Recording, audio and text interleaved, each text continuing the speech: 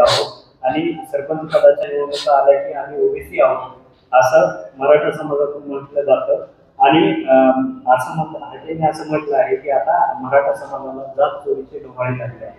नाही, जात चोर वगैरे कोणी नाही, तुम्हीच चोरली जात। मग तसं म्हणल्यावर तुम्हीच काही गोष्टी चोरल्या। तुमचं आरक्षण कसं धनगर समाजाला आरक्षण मिळालं तेव्हा 4 वळीत मिळाले, 4 वळीचा GR आहे, त्यांना वेगळा प्रवर्ग केला त्यानंतर माळी समाजाला तसंच 2-4 वळीच्या GR वर मिळाले, त्यानंतर तेली समाजाला तसंच मिळाले। अनेक जाती त्यांना या अशाच GR प्रमाणे मिळाले। पण आम्ही कधी म्हणलो नाही आम्ही चोरी केली, यांनी काय केलं, तसा आमचा ओबीसी बांधवावर कुठला आक्षेप पण नाही। परंतु ओबीसीचे नेते असलेले हाके असतील, स्वयंघोषित नेते आहेत ते हाके असतील, वाघमारे असतील, हे जाणून बुजून मराठा ओबीसी वाद लावून त्यांचा राजकीय स्वार्थ साधण्यासाठी ते असं बोलतायत। त्याच्यामुळे त्यांच्या विधानाला आम्ही फार गंभीर घेत नाहीत।